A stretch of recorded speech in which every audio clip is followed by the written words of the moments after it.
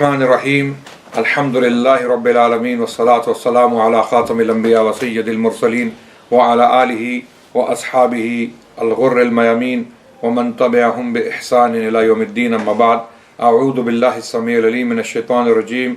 بسم الله الرحمن الرحيم. هل يستوي الذين يعلمون والذين لا يعلمون؟ وقال رسول الله صلى الله عليه وسلم بلغوا عني ولو آية.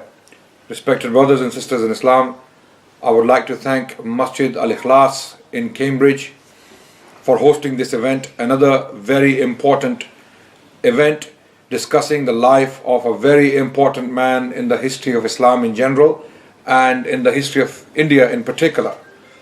So Masjid Al-Ikhlas has been hosting these events on important personalities in the history of Islam so that our youth today can learn about these people and look up to them and not repeat their mistakes and follow their good deeds, their virtues. And Masjid Ikhlas, of course, needs support. It is in Cambridge on Devonshire Road. So those of you can support the masjid, and the project is under construction at the moment right now. Please do so. Today we are talking about a very important figure in the history of Islam. His name is Nawab Amirul Mulk Walaja Sayyid Allama Siddiq Hasan Khan Qannauji Rahmatullah alayh. This is a very long name. You may be thinking that's a very long name for one person. The reason why the name is long is because the person we are going to talk about was a very important person. He was a king for a short period of his life. He was appointed as the Nawab. Nawab means a ruler in India for some time. He was the husband of the queen of a state called Bhopal. Bhopal is a state in central India. It was governed by women for 4 generations in the 19th century.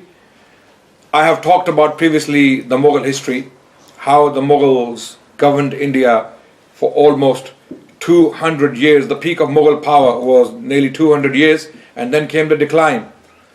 And once the last powerful Mughal emperor died, whose name was Aurangzeb Alamgir, Rahmatullah alayh, he died in the year 1707. After his death, the Mughal empire went into a sharp decline. Kings after kings came to power. They were fighting each other, princes were fighting each other. This internal fighting caused the decline of the Mughal Empire, which was the most powerful empire which ever governed India. Mughals were the ones who made India what it is today. India became a nation, if you want to call it that, or a united entity due to the Mughals. It were the Mughals who made India known in the world as it is known today. Mughal India was the most powerful and the rich land in the world for a very long time. In particular, in the time of Aurangzeb Alamgir, 23% of world's GDP was in India. In other words, 23% of world's wealth was in India. And when the British left a few centuries later, India had come down to having 4% of the world's GDP. This is the difference colonialism made to India in terms of economic prosperity. So after the death of Aurangzeb Alamgir in 1707, India went into sharp decline politically, economically, militarily, you name it, because of the internal fighting within the Mughal families. So the result was new dynasties emerging, independent dynasties, what we call Tawa'if al-Muluki, right? What happened in Spain? After the Umayyads lost power in Spain, what happened? Different city-states emerged.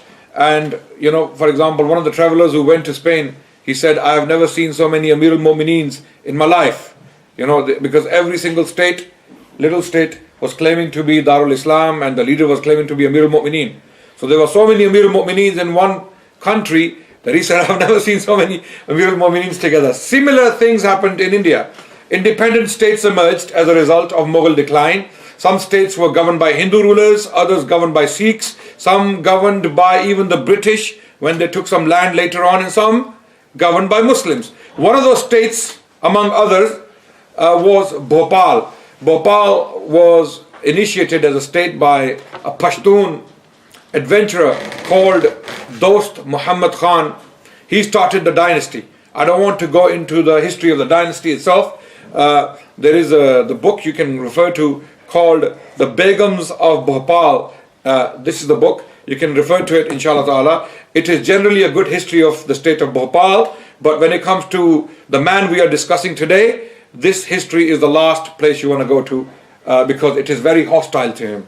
It is written as a state history by one of the descendants of the rulers, but as far as the man we are discussing today, this particular history is not the place for you to go.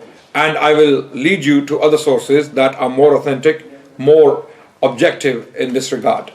So state of Bhopal was governed by a number of different people, but in the 19th century, it was governed by women for 4 generations, one after another. And this is why it was known as the state of women, because it was governed by women. Very powerful, very able, very shrewd, politically shrewd women. So first we start with a Begum called Qudsiya Begum. She was ruling in the early part of the 19th century. Then her daughter came to power, Nawab Sikandar Jahan Begum. And then her daughter came to power, whose name was Nawab Shah Jahan Begum, who was the wife of the man we are going to talk about today. And then her daughter came to power, Nawab Sultan Jahan Begum. Begum means basically a ruler. It is a Persian term, but it means in the Indian context a ruler, a queen, in other words.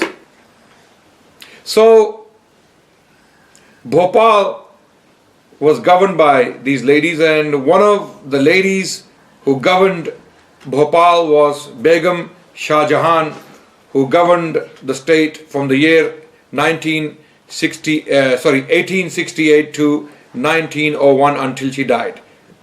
So her reign lasted nearly 33 years.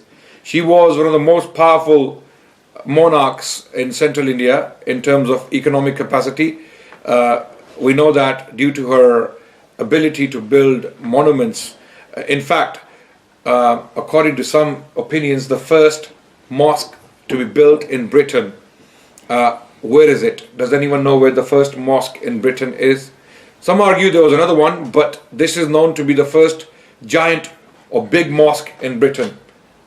Do you know where it is? Anyone? Which mosque is that? Woking.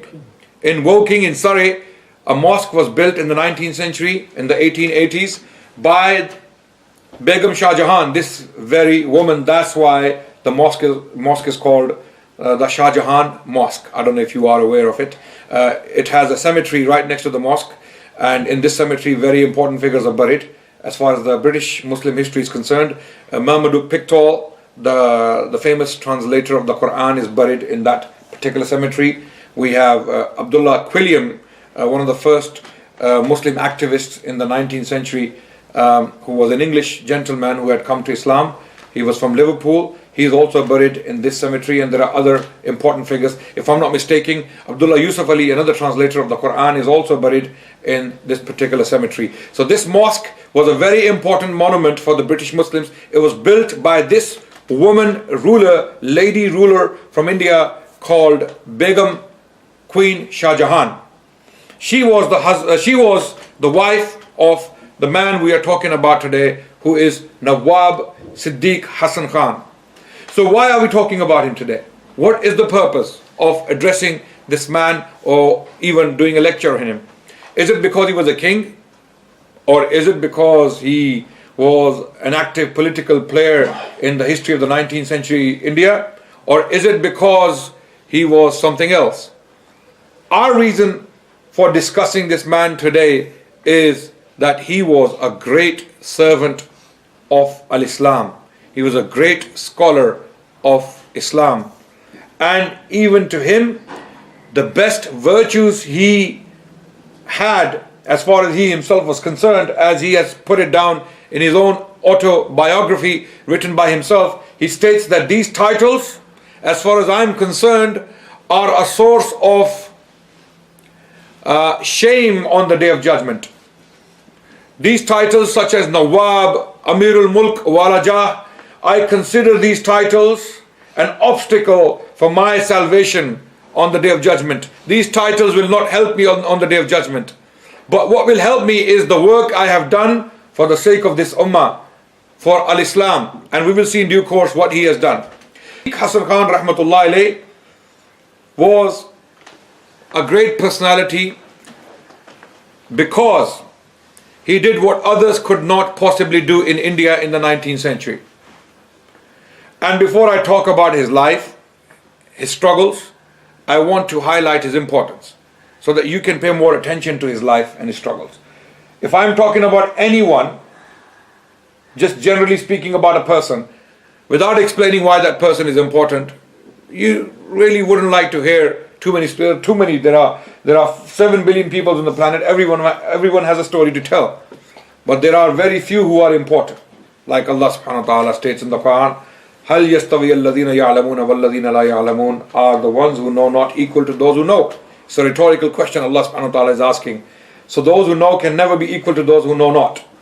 So Siddiq Hasan Khan rahmatullah alayh, he became a ruler of this state of Bhopal for some time. From the year 1871, when he got married to the Begum, the Queen of Bhopal, until the year 1885, when he was finally deposed by the British colonial administrators, the Viceroy and political agents working in the state of Bhopal. Why he was deposed, what caused his deposition, and other things we will talk about inshallah in due course. Firstly, I want to talk about his importance as a scholar of Islam. He was, or he is, considered one of the greatest scholars of India in all times. There are other names we can look at. For example, people like we have Sheikh Abdul Haq Muhaddith ad-Dehlawi, who was writing during the Mughal period, who pioneered hadith studies in India in particular. The reason why hadith studies are so important in India is because this was the science that was neglected in India for centuries. In India, the fashion was to study philosophy, the fashion was to study wisdom poetry, mantiq, what we call logic, mathematics, astronomy, astrology, things like that. What we call philosophical subjects.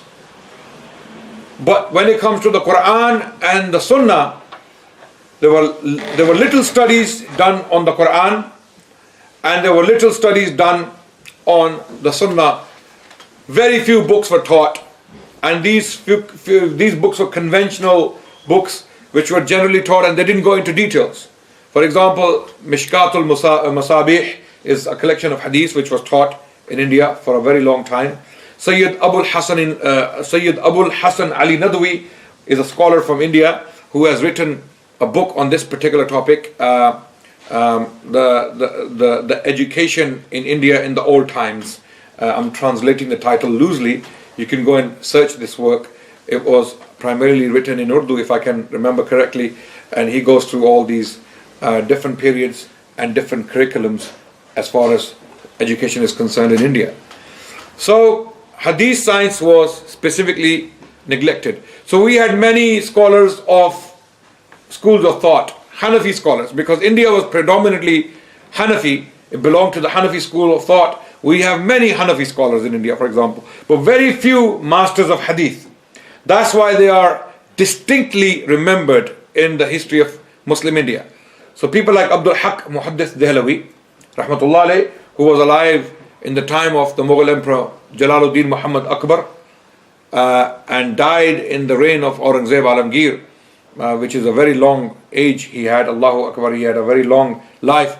Amazingly, when you look at the lives of Muhaddithin, you see that Allah has given them very, very long lives for some reason, so that they can transmit the Sunnah of the Prophet ﷺ to future generations. So after him came another man called Shah Waliullah, very, very prominent in the history of India. We talked about him previously. You can go and see or watch that lecture online. Then stands out as a pillar in India of knowledge and education this man called Sayyid Siddiq Hasan Khan al-Qannauji. He is the man who stands out as a pillar as far as Islamic literature is concerned. When he was a young man, he was born into poverty. He came from a very important family. His family was very important because he was a direct descendant of the Prophet ﷺ, and his shajra is actually here, which I don't want to read in its entirety. It is completely here, going back to the Prophet ﷺ. Every single individual is mentioned. So he is a direct descendant of the Prophet ﷺ.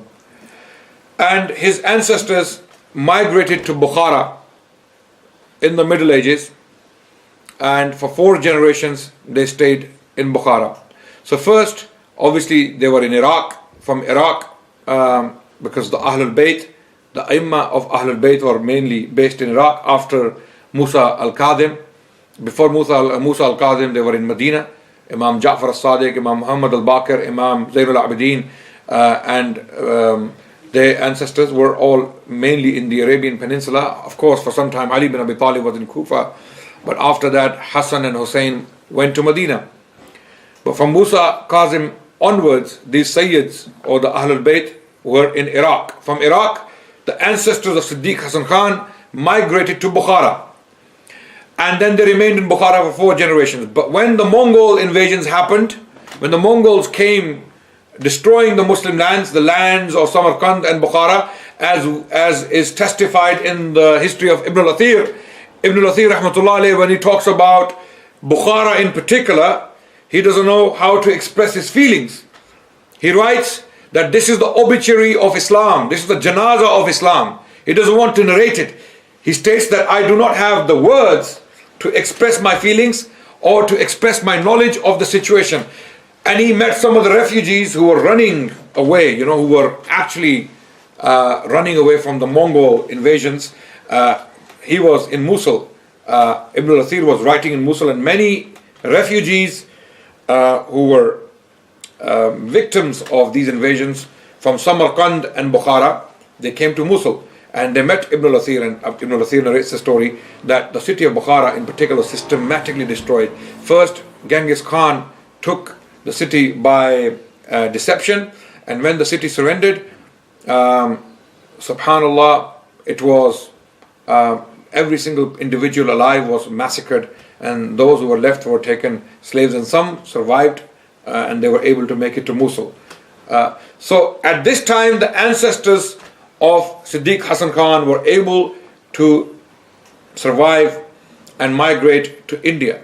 So they went to Multan, a place called Multan, which is a very important center of Islamic power in medieval India. So what were the centers of power for Muslims in India at this time? And the year is 1237. This is when a sultan called Shamsuddin Iltutmish is governing India. And this period is called the Delhi Sultanate period, or the Mamluk dynasty of India. We have a Mamluk dynasty in Egypt, the Mamalika. They governed from the year 1250 to 1517 until the Ottomans defeated the last Mamluk ruler and took the land of Egypt from them, and the land of Hijaz subsequently. Likewise, we had a Mamluk dynasty, and Mamluk literally means slaves. These were slaves who became kings. Previous slaves became kings and they were governing this dynasty. So at this time, this was the power hub of Muslims in India. Delhi was the capital. Multan and Lahore were 2 important centers of Muslim power. So ancestors of Siddiq Hasan Khan came to Multan, and they lived there for a while, for another few decades, in fact almost 2 centuries. But during the Lodi period in Delhi, when the Lodis were governing Delhi, one of the rulers his name was Bahlul Lodi. He invited one of the ancestors of Siddiq Hasan Khan to come and live close to Delhi, and he gave him an estate in a place called Kannauj. And since then, the ancestors of Siddiq Hasan Khan lived in this land, close to Delhi, and they lived off this grant which was given to them by the ruler of Delhi. So these were well-known Sayyids, and few saints came from his ancestors, and they have big, massive shrines in places like Multan and in Kannauj. And this family was well-known. So, cut the long story short, we come close to Siddiq Hasan Khan himself. His grandfather was a man called Awlad Ali, who was a very important figure in the state of Hyderabad. Hyderabad was one of the richest states in India in the 18th century. So Awlad Ali, who had become Shia because his mother was Shia. So from Sunni Sayyids, few people, to acquire power or influence, because the ruling class of Shia at the time, and this is another history now altogether. How did Shiaism come to India? What happened? Why in the 18th century so many people in power in particular went towards the Shia school of thought? It is because a lot of the Shia nobles were in very powerful positions, and before they gave grants and influences or influential positions to others, one of the conditions was you have to become Shia. So one of the ancestors, the grandfather of Siddiq Hasan Khan, was Shia because his mother was Shia. So the great grandfather of Siddiq Hasan Khan had married a Shia woman. So the son, the child, Awlad Ali, was Shia and very, very powerful. He was directly linked to the house of Nizam. Nizams were the rulers of the state of Hyderabad. So Awlad Ali, who was actually basically from Kannauj, had gone to Hyderabad to serve within the state apparatus, and he was given a Jagir. Jagir means, again, estates. He was given an estate or many estates by the ruler, the Nizam, and these estates brought an income of 500,000 rupees every year to this man. Now listen carefully. This is where the story begins. This is where it gets really, really interesting, and how Allah subhanahu wa ta'ala works. Allahu Akbar. Happened. So now the grandfather of Siddiq Hasan Khan is a very important man in the state of Hyderabad, a very rich man. And if you were to calculate his wealth in today's value, he was a multi-millionaire. 500,000 rupees a year income at that time in the 18th century was so much money that you could not possibly spend it, even if you were to, throw the money with both your hands like that. This was so much money. So because he was so closely connected to the ruler of Hyderabad, now Hyderabad was another state that had come about as a result of Mughal decline. Remember, I told you that there were many states that came about as a result of Mughal decline. Hyderabad was one of those states, and it became a very powerful state in the south of India, in the region called Deccan. Okay, this was one of the most powerful and the richest states in the region. And the Nizam was the title of the rulers, gave a grant to the grandfather of Siddiq Hasan Khan. So he became a very rich man. But his son Awlad Hasan, Awlad Ali, who was the grandfather of Siddiq Hasan Khan, had this son called Awlad Hasan, who was the father of Siddiq Hasan Khan. Awlad Hasan, who was a very dedicated student of knowledge, although he also had Shia influences because of the father, right? But this was a very vibrant period for one reason in particular, and that reason is the activity of Waliullahi family. Waliullahi family is the family of Shah Waliullah, Muhaddis al-Dehlawi. We know Shah Waliullah was born during this period of turmoil, when India was going through sharp decline, politically speaking. Delhi, the capital, was being raided and attacked on almost yearly basis. Okay, So he lived through this very disturbing period. And he wrote many, many important works to guide the Ummah, to lead the Ummah. So these works were highly influential. They were philosophical or political in nature. And he wrote on, of course, Islamic theology and on hadith. So Shah Waliullah wrote works on hadith, for example. His commentary on Muwatta Imam Malik is well known, Musawwa is well known. Okay, he wrote on the science of tafsir a book titled Al-Fawzul Kabir and Al-Fathul Khabir, another book. Al-Fawzul Kabir is in Persian, Al-Fathul Khabir is in Arabic. Then he also wrote on Muslim philosophy or the philosophy of Sharia. The book is called Hujjatullah al-Baligha. This book heavily influenced Siddiq Hasan Khan later on. When we read his works, we see that he was influenced heavily by a number of individuals, and we will talk about them in due course. So this family, Shah Waliullah and his sons, he had 4 sons who continued the work, and the most prominent among them was a man called Shah Abdul Aziz Muhaddis al-Dehlawi, who was born in the year 1745 and he died in 1826 or 1824 if I'm not mistaken. So he lived a very long life as well by the grace of Allah subhanahu wa ta'ala. He was a muhaddis. So Shah Abdul Aziz had written works on a number of different topics. One of the works he wrote was titled Tuhfa Ithna Ashariya, and literally translated it means a gift for the 12ers. 12ers, in other words, the Shia school of thought, which was very prominent, very influential in India politically at that time. And because of that political influence, a lot of the masses, the people in general, were highly influenced by the Shia thought in India. So to counter this Shia thought, Shah Abdul Aziz wrote a treatise from an orthodox Sunni perspective, and it is called Tuhfa Nashriya. And Awlad Hassan, the father of Siddiq Hasan Khan, was frequenting these circles. He was born in 1785. He was a young man when Shah Abdul Aziz was very active in Delhi, teaching tafsir, hadith and other sciences. So he mixed with these circles. Awlad Hassan, the father of Siddiq Hasan Khan, was mixing with these people. He was frequenting these circles. So he was now influenced by this thought.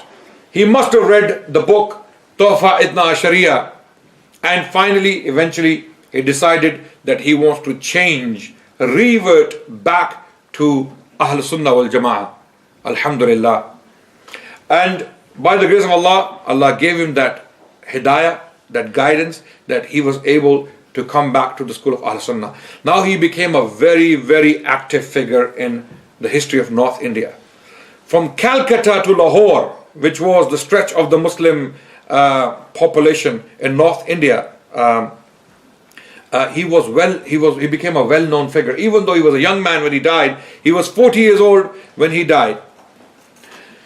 He became a very prominent figure because he went around preaching in mosques. According to some estimates, Siddiq Hasan Khan rahmatullah alayhi himself narrates in his biography, in his autobiography, that my father single-handedly converted close to 10,000 people to Islam. Allahu Akbar. 10,000 people came to Islam through the hard work of Siddiq Hasan Khan's father, known as Awlad Hassan rahmatullah alayh. So now what happened to the wealth of his father? I've already told you that his father, Awlad Ali, was a very powerful, very rich man in the state of Hyderabad in south of India, where he was serving the state. And he had an income of 500,000 rupees every year. He had an estate that gave him that income. So what happened to that money? Awlad Hassan, when he came to Ahl Sunnati wal Jama'ah, he abandoned all that wealth. He left it behind. He said, I do not want any part of it.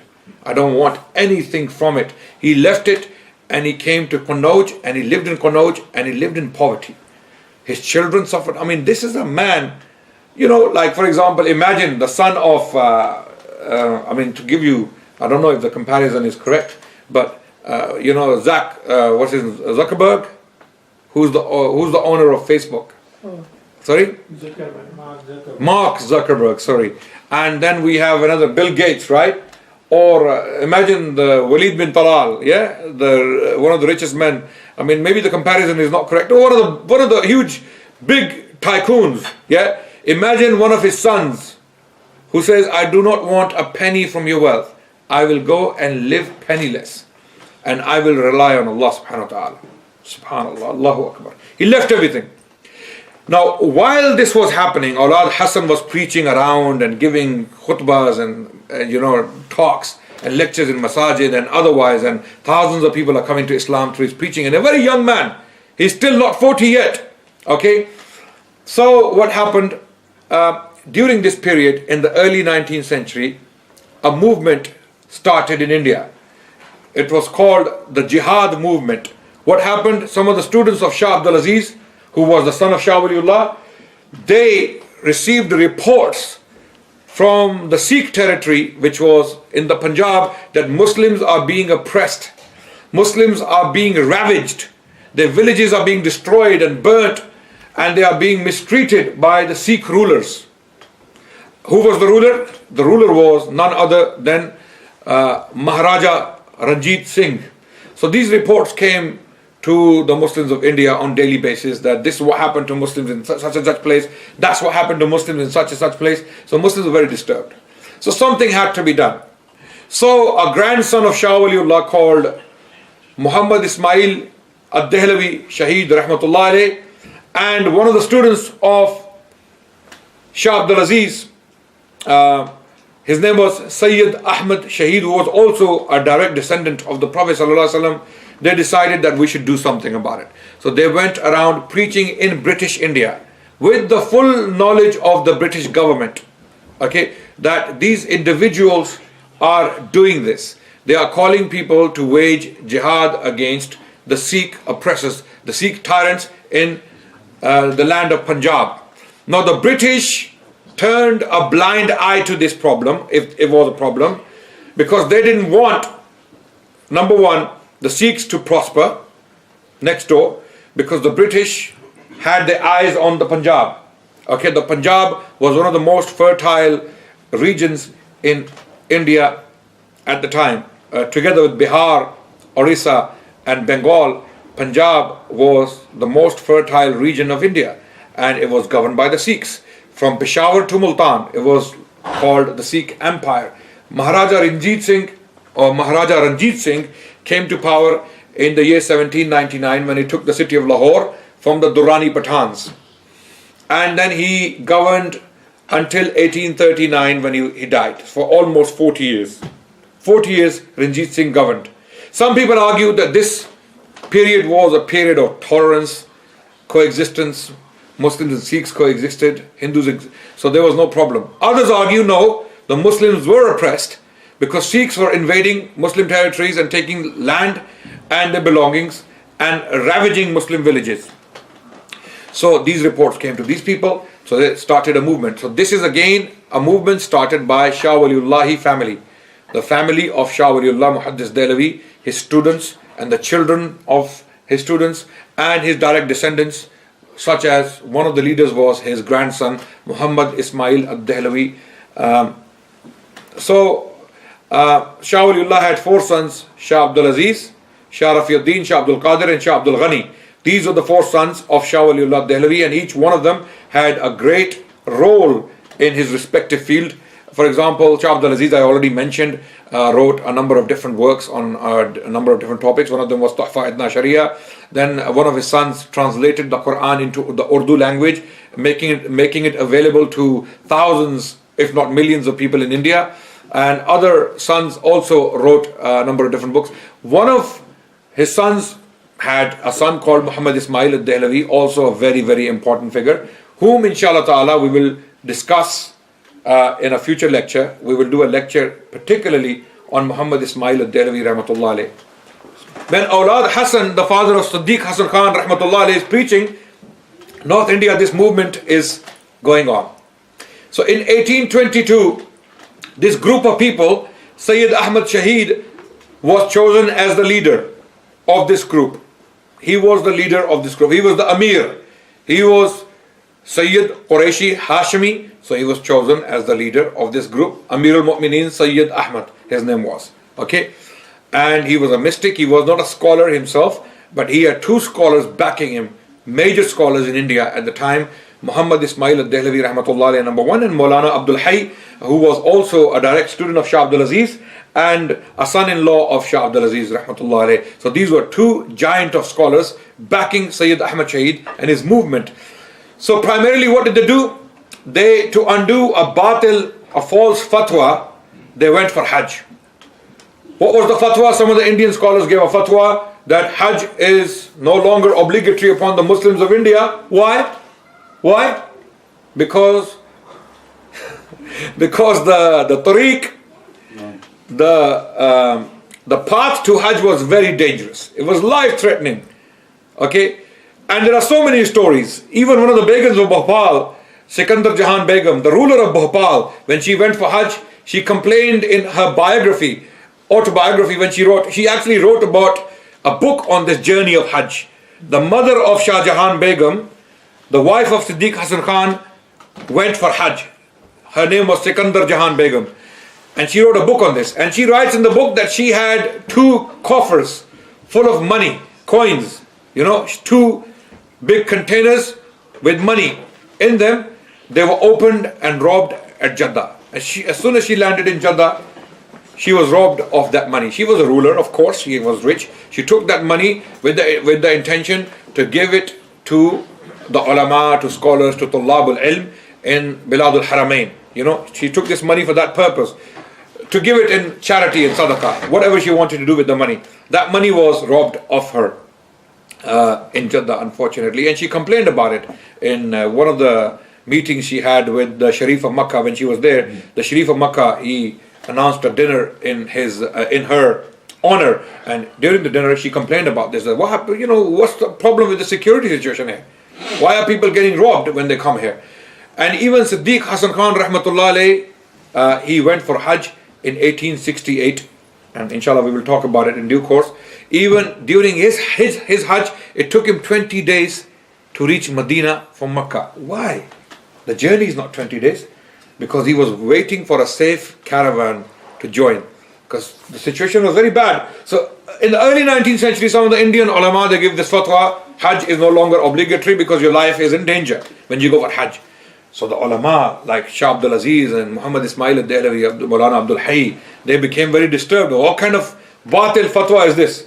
So because it is raining outside, or if it's a war zone, you don't pray your salah? No. So do you stop praying your salah? No. So they gave a counter fatwa that Hajj can never be removed as an obligation. Okay.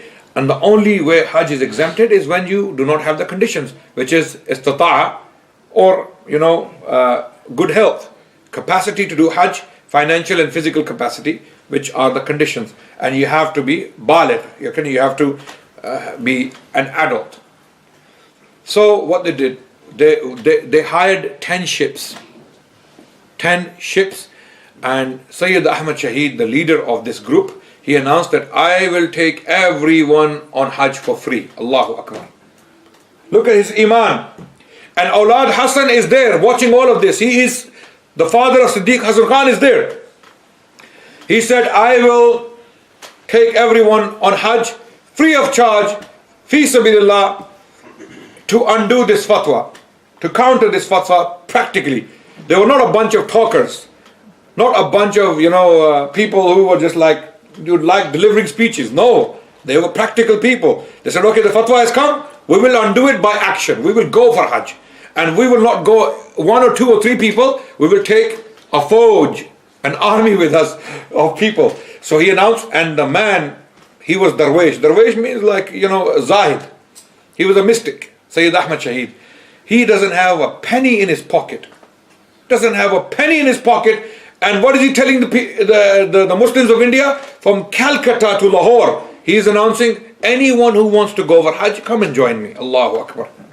What happens when he announces? The princes, the businessmen, the rich people, the landholders, all of them, they bring their gold coins and their money, they pour the money in his feet. Here, Sayyid, Sheikh, take the money, take as many people on Hajj. You have announced it, tawakkal Allah, because he's not a rich man, he's not a king, right? But he announced it, tawakkal Allah, that I will pay the expenses. He doesn't have a penny. And the people are coming and joining, Allahu Akbar, free Hajj. So they came and joined him. And then the rich men, they supported, they funded the Hajj. So they hired 10 ships, Allahu Akbar. 10 ships they hired, and they went for Hajj. And it took them a long time during the Hajj. This is another story which we will discuss inshallah ta'ala in another sitting. We can do a lecture on this very movement, the movement of Sayyid Ahmad Shaheed and Shah Ismail Shaheed, two individuals, towering individuals in the history of India, who directly inspired people like Siddiq Hasan Khan through their action and sincerity and dedication to Islam. People like Sayyid Ahmad Shaheed and people like Shah Ismail Shaheed al-Dehlavi rahmatullah alayhima, both of them. So during this journey to Hajj, one of the daughters-in-law of Shah Waliullah, the mother of Muhammad Ismail al-Dehlavi rahmatullah alayh, died during the Hajj, during this journey in the ship. She died in the ship. Hajj at that time, imagine, it would take them at least, normally, under normal circumstances, it would be a 1-year prospect. It is a 1-year enterprise. My direct ancestor went for Hajj. My great-grandfather's father, he went on foot. And foot means ship and camels and horses and donkeys and walking. He came back years later. When he came to his house, he knocked the door. His own wife, she couldn't recognize him. When he walked inside, she started to cover herself. Who's this man walking inside? He said, it's me. It's me, your husband. Allahu Akbar. So he came back a completely different man because of the fatigue and the difficulty of the journey. This was Iman. These people, when they went for Hajj, they gave their lives. They would die on Hajj. Subhanallah, when this woman, Sikandar Jahan Begum I was talking about, who was robbed in Jeddah of her money, 8 people who went with her from her entourage, they died on this journey. Allahu Akbar. So these people, they had this kind of Iman. So Awlad Hassan was mixing with this movement. So they came back for Hajj, from Hajj. These same people, fully charged with Iman and Taqwa, they went around and they were doing speeches and talks, asking people to join them to launch a campaign against the Sikh tyranny, so that they can launch this campaign of jihad from the northern parts of the northwestern part of India. So they went to Afghanistan, okay, and they got the Pashtun tribes together to join them, and then they launched a campaign. That's another history in itself, which we can discuss. What happened to that movement? What were the effects of that movement? Who was involved? Was it the right thing to do? Was it the wrong thing to do? These things we can discuss in another sitting. Awlad Hassan, he went as far as Afghanistan with Sayyid Ahmad Shaheed, and then he came back to do his services, to take care of his family, probably whatever the problem was, he came back. Rahmatullah alayh. And he was a very important figure for this reason. Not because his father was a multi-millionaire, because he was a very, very prominent figure Islamically in India. He died very young, at the age of 40. And Siddiq Hasan Khan was born, his son, Rahmatullah alayh, in the year 1832. When? The year 1832. When he was 5, in 1837, his father died. He became yatim, orphan. And when Awlad Hassan was with Sayyid Ahmad Shaheed in his movement, one of the biographers of Siddiq Hasan Khan narrates, in fact, this is one of the sons of Siddiq Hasan Khan rahmatullah alayh, who wrote a biography of his father called Ma'athar Siddiqi. Ma'athar Siddiqi, the athar or the stories of Siddiq Hasan Khan. He narrates in this book that my grandfather was asked by Sayyid Ahmad Shaheed rahmatullah alayh, what did you do with the wealth of your father? Your father is a multi-millionaire, man. And we need money for this campaign, this movement we have started, to liberate the Muslim lands from the Sikhs. Okay? And the British were tacitly supporting the movement. The British The colonial government in Britain. You see, the reason now, a lot of people ask this question, and they were asked this question at that time when they started the movement, that why don't you fight the British? They are occupiers, they are, occupying Muslims. This was Mughal land. The British have come to occupy this land by force, by cunning, by deception, by causing people to fight each other. So what you're going to do? Their response was that the Muslims are living in peace in these lands. The British, they do not get involved in our religious affairs. We have Adhan, we have Salah, we have Eid, we have all the Sha'air of Islam firmly established. The British are not fighting us for our deen. Okay? They are not. But with the Sikhs in the Punjab, they are attacking Islam. They have stopped, the Badshahi Mosque, the biggest mosque in India, the Lahore Mosque, it was turned into stables. It was completely sealed. And it was later on given to the Muslims by the British when they took Lahore from the Sikhs. So this question was asked. They said, for us, the bigger problem is that, okay, and if the British start to attack our religion, our institutions, if they start to jeopardize our, religious values, then we can think about it, we can do something about it. But now they were asked this question. So Siddiq Hasan Khan rahmatullah alayhi's father was asked by Sayyid Ahmad Shaheed that what we gonna, where's that money? Your father's money. Your father is he's a Nawab. And father of Siddiq Hasan Khan was given this, the grandfather of Siddiq Hasan Khan was given this title, Nawab Bahadur Salar Jang, Anwar Jang. He had a big title in Hyderabad. So Sayyid Ahmad asked him, the father of Siddiq Hasan Khan, where is that money? He said, I cannot take that money for two reasons. Number one, my father belongs to the Shia school of thought, and I do not believe that I can inherit from him.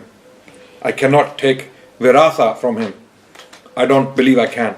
Okay?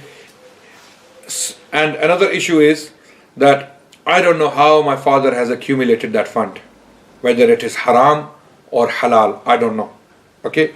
But if it's haram for me, then I can't take it. And if it's halal for me, then Allah subhanahu wa ta'ala has given me a lot better wealth than that material wealth. Allah has given me the wealth of ilm, of knowledge, of iman, and I am happy with that. So Sayyid Ahmad was surprised to hear this response. So he left this wealth. So in 1837 this man died, rahmatullah alayh, leaving his wife and two sons and daughters in poverty. No money, nothing. Completely deprived of anything from the grandfather in Hyderabad. So they're living in poverty. And those were difficult times. The first part of the 19th century in India was a difficult time. So even though a lot of people loved the father of Siddiq Hasan Khan, they could not practically, financially help the family. So the mother of Siddiq Hasan Khan, rahmatullah alayh, she went through a lot of difficulties trying to educate this son. Okay, the other son was older. He was also educated. He was also a scholar, but he also died young at the age of 30. So Siddiq Hasan Khan was, as a young child, taught by the local imam. The Quran he read with him, and then he read some Persian texts like Gulistan and Bostan, which are collections of a very famous Persian poet, Sheikh Sa'di al-Shirazi. His poetical collections were taught in India throughout the Madaris to teach Persian language to the students. So Gulistan and Bostan were taught, and Diwan of Hafiz Shirazi, also another poet of the Persian language, for wisdom, for better skills in Persian language. So he was taught these basic texts as a child. Then he grew up and he started traveling. Even though he was poor, he was in utter poverty. He had no penny in it, no money. So he was being, taken around by the friends of his father. Okay, and Siddiq Hasan Khan rahmatullah alayh, he himself states in his autobiography that I was aware that I am Sayyid. Okay, and I knew that I have to uphold that standard of being a Sayyid, being a direct descendant of the Prophet sallallahu alaihi wasallam. I cannot just behave like a beggar. Although there were times that we were so stressed so stressed because of financial strains, I didn't go to people begging them for money. He said, I never begged anyone for anything in my life. He writes in his autobiography. So, one of his father's friends took him to a place called Farrukhabad. He studied with some scholars there.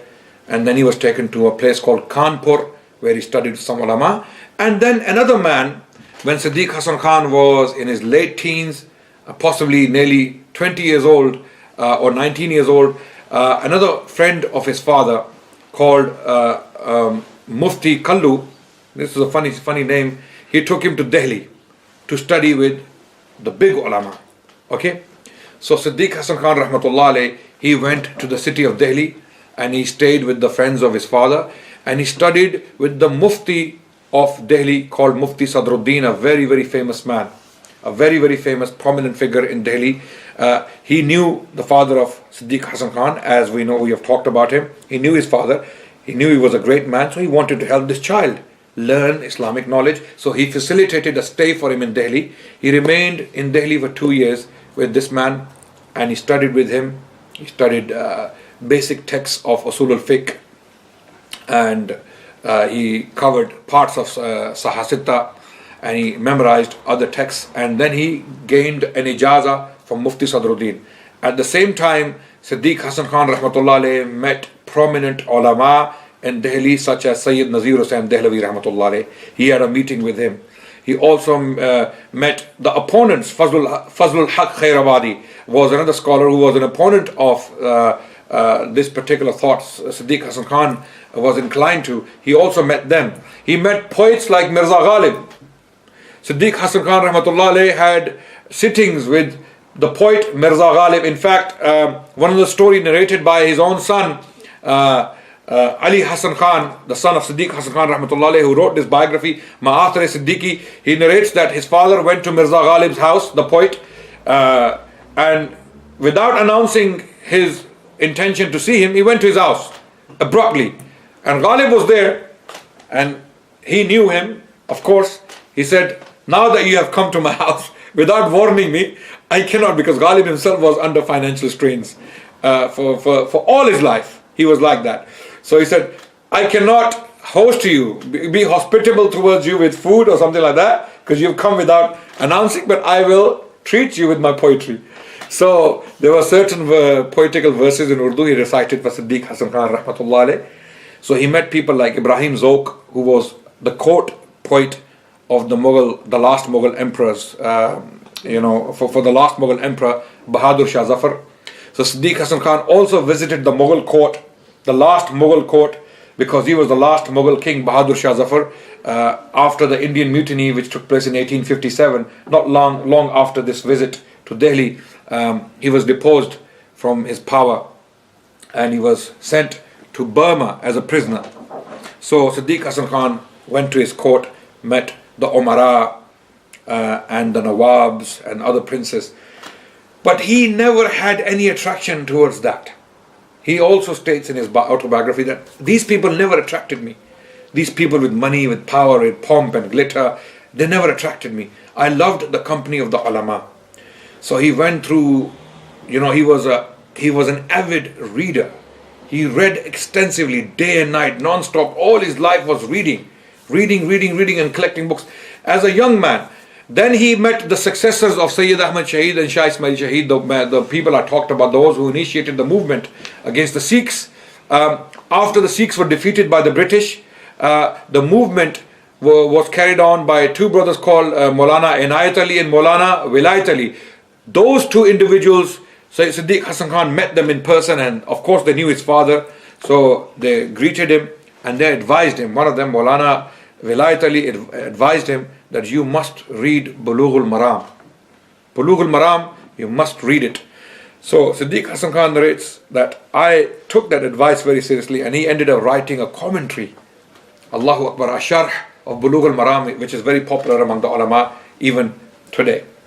So now these were his early days. He came back to his house 2 years later, spent 2 years, important years in Delhi, having met so many ulama, scholars, taken knowledge from them. He came back to Kannauj, to his family, and he realized his family is in utter poverty. He has to do something. So now his time you know, I was talking about the story of Yusuf alayhi salam. Yeah, he went to the state of Bhopal seeking a job. Listen carefully now. This is the same state where he became the king. Yes, he went there seeking a job, any job, you know, because he's a poor man. He has knowledge of the deen, he has knowledge of Arabic, he has knowledge of Persian, he has knowledge of Urdu, he's a good clerk, he's a good secretary, he can write, read, all these things, administrative jobs he can do. So he went there, so he met the Madar al-Maham of the state. Madar al-Maham was the title of the prime minister. He was the equivalent of the prime minister. Okay, Madar al-Maham, his name was Sheikh Jamaluddin, rahmatullah alayh. Sheikh Jamaluddin was a student of Muhammad Ishaq Muhaddis Dehlavi rahmatullah alayhi, who was a successor of Shah Abdul Aziz in Delhi. So he had taken knowledge directly from these people. So through that reference, Jamaluddin knew the father of Siddiq Hasan Khan, greeted him into Bhopal, and he said, okay, inshallah, I will get you a job. So he got him a job for 30 rupees per month. How much? 30 rupees per month. So Siddiq Hasan Khan was given a clerical or, you know, an administrative job in the state, within the state apparatus of Bhopal, as a common servant. You can call him a common servant. Okay, so 30 rupees was not much. 30 rupees is like what, 1 rupee a day. 1 rupee a day. And how much was his grandfather getting in Hyderabad? Do you remember? How much was it? $500,000 rupees every year. How much is that a month? Huh? So it's around 40,000. 40,000 rupees per month. 30 rupees and 40,000 rupees. Allahu Akbar. So Siddiq Hasan Khan rahmatullah alayh, he's not happy because the 30 rupees cannot feed him and his mother and his sisters back home in Kannauj. So he's very disturbed. And how old is he now? 22 years old. He's 22 years old when he went to Bhopal, and this is the year 1854. In the year 1854, when he went for a job in the state of Bhopal. So he's nearly 22, 23 years old. And what happens while he's doing this job, he has a debate with another scholar in Bhopal whose name was, I forgot his full name, but his name was Chiriyakoti, Abdul Karim Chiriyakoti. Okay, the debate was, now 22 years old, Siddiq Hasan Khan had a debate with an established scholar in Bhopal on the issue of hookah. You know what hookah is? Shisha. You know people smoke shisha today? It's a big fitna today as well, yeah? He had a debate on whether it is permissible or not permissible. So the debate became very charged, you know, passions were high. So Siddiq Hasan Khan lost his support in the state apparatus. What is this young boy, 22 years old, he's debating with him. Yallah, go. You lose your job. So he's gone. He lost his job. The job he had, he lost it. Inna lillahi wa inna ilayhi raji'un. Now he is without any money. He goes back. Now he has his knowledge. He's still reading. During all of this, he's still reading. He's not stopping. He's doing his knowledge. He's acquiring his knowledge. He's reading books as much as he can. Because he's a poor man, he can't buy books. So wherever he finds a book, he starts reading. Okay? He's never stopping. So he goes back to his family. And then he's in trouble. And when he's in Kannauj, the Begum, Sikandar Jahan Begum, I mentioned, the one who went for Hajj, and she wrote an account of Hajj, she sent him a letter calling him back. Come back.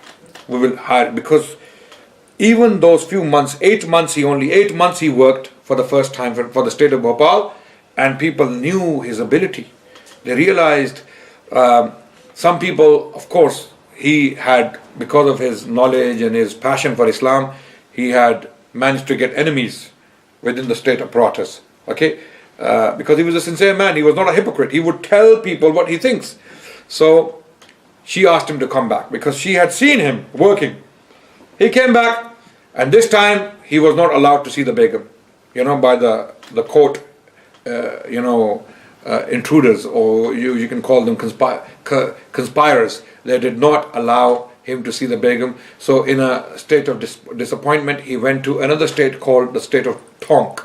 Okay, this was also governed by a Muslim ruler, and who also knew the father of Siddiq Hasan. He gave him a job for again 50 rupees per month. Stay in Tonk, and work for me. So he stayed with him for 8 months and did not like that job and didn't like that place. Maybe he couldn't read there, or maybe there was not something not right about the job. So he asked him for a short period of a break, 4 months. So he went back to Bhopal and he managed to see the Begum again, because when he was in Tonk, he received a letter from the Prime Minister Jamaluddin and the Begum again to come back. So he went back to the state of Bhopal, and this time he joined the state again. The Begum, she welcomed him and she gave him a bigger task now, and the task was now to write a history of Bhopal. She knew this young man, Siddiq Hasan, is a learned man. He's well versed in Persian, in the Arabic language, in the Urdu language. So he will now, by the grace of Allah, write the history of Bhopal, the state of Bhopal, all the rulers. So he got the job, and then he was given 50 rupees per month wage. So during this period, Siddiq Hasan Khan himself, in his autobiography, which is titled Ibqa'ul Minan wal Mihan.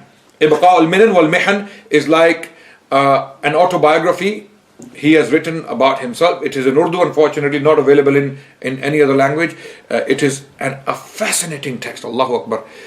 He has basically copied Imam Shahrani, like Imam Shahrani also wrote a book titled Al-Minan, which is his autobiography. So Siddiq Hasan Khan copied the same usloob and wrote an autobiography about himself called Ibqa'ul Minan wal Mihan, and it is a fascinating piece of work, Allahu Akbar. When I was reading it, I was getting inspiration from it, because he's talking about his struggles, his virtues, and his weaknesses. He's saying, I am a sinner, I'm this. So he's very humble.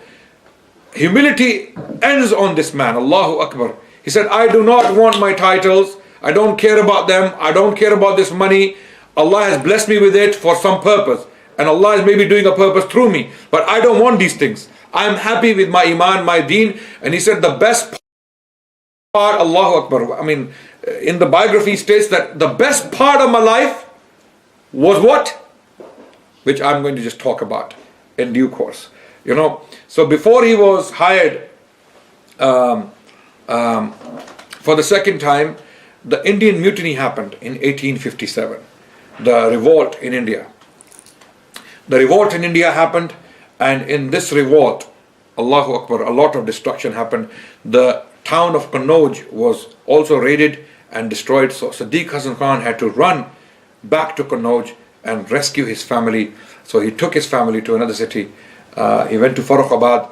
There they suffered poverty again. This is before the Begum hired him again to write the history of Bhopal. This happened before that. Okay, so during this period, Siddiq Hasan Khan also writes in his autobiography, Rahmatullah alayh, that there was a time I only had one undergarment to wear. Are you listening? Only had one undergarment to wear, which had patches on it. And there were times, for days, we had to live on dry bread. There was nothing else to eat. Me, my mother and my sisters had to live on dry bread. Allahu Akbar. And this is after this he was hired by the Begum to write the history of Bhopal. Now, when he was working for the state, he became a favorite of the Begum. The Begum saw him that he's a hard worker. This guy is absolutely dedicated to his work, and he does not give any excuse to his opponents, people who want to pick on him. Okay, and this is what he is talking about later on in his autobiography. The best part of my life was not when I became the Nawab, when I got married to the Begum of Bhopal. He said the best part was that time when I was in poverty. Allahu Akbar. He said when I was in poverty, my iman was strong. And he said when I have this money, I'm sitting on the throne, I'm a king, my iman is in danger. Because there is too much around me for me to distract me from the path of Allah subhanahu wa ta'ala. But nevertheless, he basically started to work for this Begum. So the Begum didn't actually know who he was. So she was told by some outsiders that this man is a great man. He comes from a great family. His family is well known in India. He belongs to this family. Don't look at his poverty.